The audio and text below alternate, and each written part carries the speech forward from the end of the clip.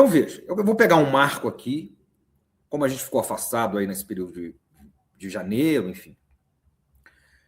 Qual que é o marco? Né? Esse primeiro quartel do século XXI, nós vimos tudo aquilo que o fim dos anos 90 apontava se frustrarem. O que é o fim dos anos 90? O fim dos anos 90 é a vitória do capitalismo sobre o comunismo, o fim do Muro de Berlim, o desmantelamento da União Soviética. É o mundo de Francis Fukuyama. Essa era a ideologia dominante. É o fim da história. Nos Estados Unidos, os democratas viviam a euforia globalitária dos anos Clinton. Acreditava a globalização era uma palavra-chave, uma ideia-chave, que a globalização ia ser infinita. A globalização ia ser infinita e irrevogável.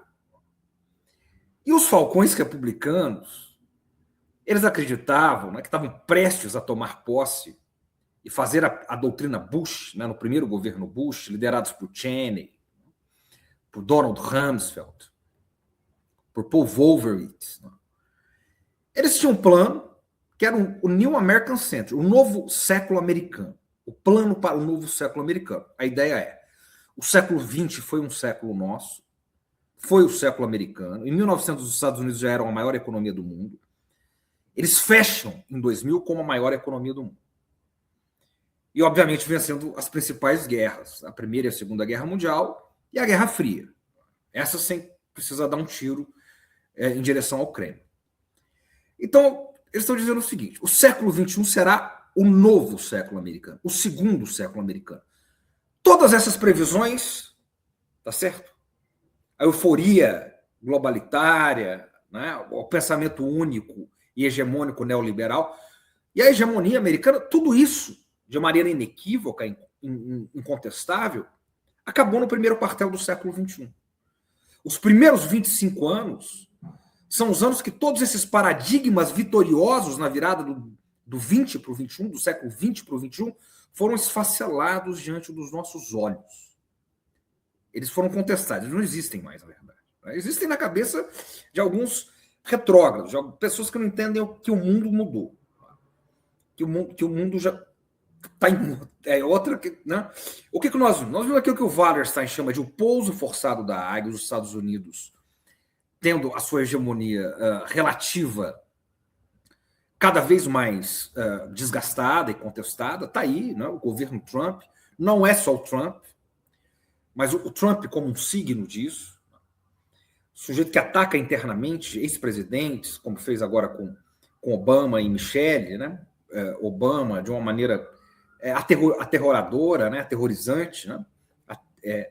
E, ao mesmo tempo, nós vimos a ascensão da China, que não começa, obviamente, nos anos 2000, ela começa já na Revolução de 49.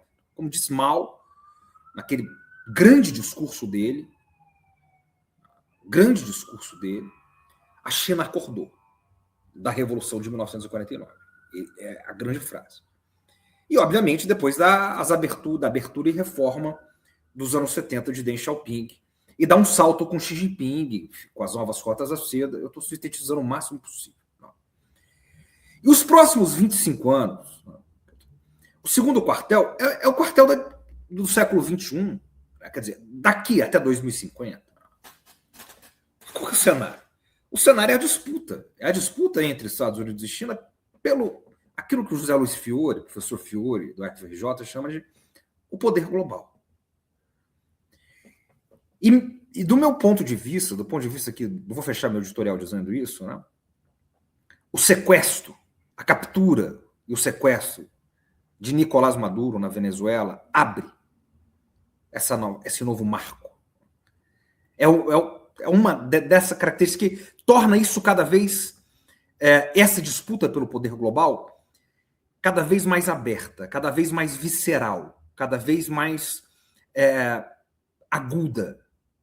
O que nós vamos ver no próximo quartel do século XXI não é um arrefecimento dessa disputa entre Estados Unidos e China. É, sem dúvida nenhuma, a intensificação disso. Quando Trump declarou o tarifaço no ano passado, o Didei Vence, o vice-presidente, disse o seguinte: nós temos que fazer essa tarifa agora, esse tarifaço agora, porque daqui a 5 anos a gente não vai ter condições de fazer isso. O nosso tempo vai ter acabado. Então, o que nós vamos ver nos próximos 5, 10 anos, mas isso, tá certo? Não é uma luta de curto prazo. Tá certo? É uma luta que vai se estender nas próximas décadas. Mas vai se tornar cada vez mais aguda. E nós temos que pensar o lugar do Brasil no mundo, do Brasil nesse embate e dos BRICS. Esse é o nosso recado aqui hoje.